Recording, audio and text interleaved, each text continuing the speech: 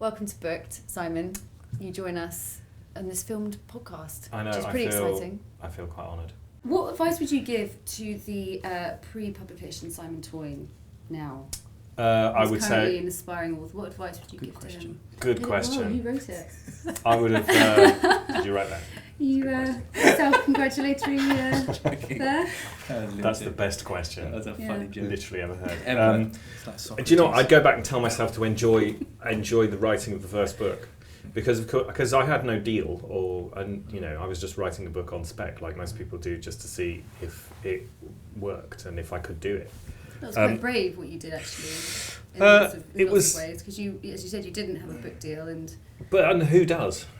well, Who with the first book goes, I'm going to write a book and it's going to get published. The chance, if you know anything, you think, I'm going to write a book and it's going to be rubbish, and if I like it and I'm not put off, I might write a second one, and maybe the third one might get published.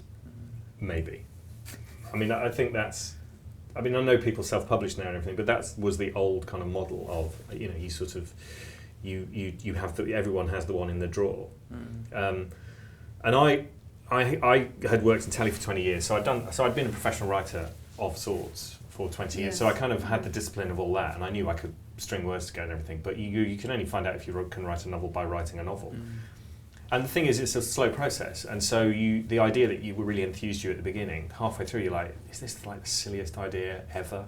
did you really think that? Oh, always. You go through and go, is this just silly? What, the story itself, not the story, fact of going freelance to write and all that No, I never doubted that, because I thought it was a good thing to do creatively. Anyway, even if it didn't work, it would have been a good thing to do, and then I could have gone back and got it out of my system. Yeah. But you meant the story itself is this. Well, yeah, but it's like, if you hear a joke or if you make up a joke, it's funny, and then if you tell that same joke to yourself for a year, which is what writing a book is, it's really not funny by the end of it. And you're like, at the end, you're hoping that the first time someone hears that joke, they're gonna think it's funny, and that you will have polished it up to be the best joke ever. But literally by the end of it, you cannot look at it anymore. You're so sick of the story and everything, and the process of doing drafts and redrafts and edits, copy edits and galleys and all that sort of stuff. You really, towards the end with the galleys, you literally go going in, and you're like there, and you're looking at it, and you can't even really. You have to really focus, because you know what's there, so you almost don't have to read it. You can almost go,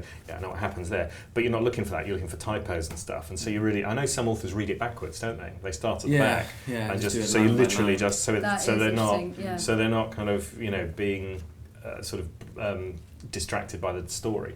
They're literally just looking at it and going, that's not how you spell that, and which is, but I can't do that. Thank you so much.